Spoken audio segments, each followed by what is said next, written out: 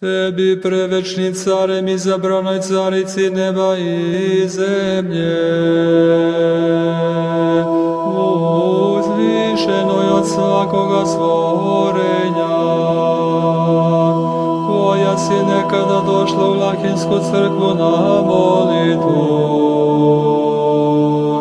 prinoseći dostojno poklonjenje s blagodarenjem.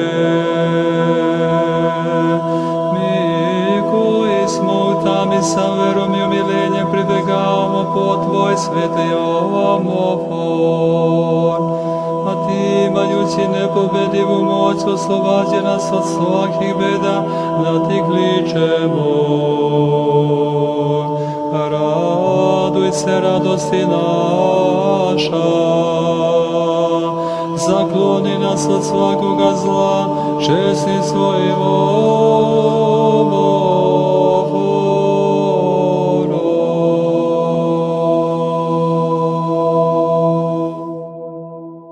Mnoštvo anđela i arhanđela sa pretečom i bogoslovom i likom svih svetih pojaviše se zajedno s Tobom, caricom svojom, u Vlahenskoj crkvi i čuvši Tvoje divljive molitve za ceo svet, sa udivljenjem uskliknuše ovako. Raduj se bespočetno Boga Otca, prevečno blagovoljenje.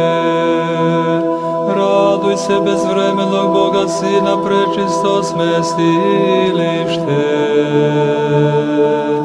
Raduj se Boga Duha Svesvetoga, izabrano obitalište. Raduj se nebesni činov angelski, neprestano udivljenje. Raduj se tamnik silatski, najužasnije ustrašenje. Raduj se, jer Tebe u vazduhu sreću mnogoki heruvimi.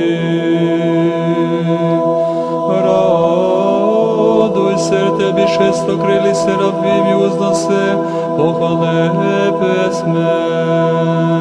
Raduj se preblagom pokrovu Tvome, i mi zemnorodni blagodana klanjamo. Raduj se, radosti naša,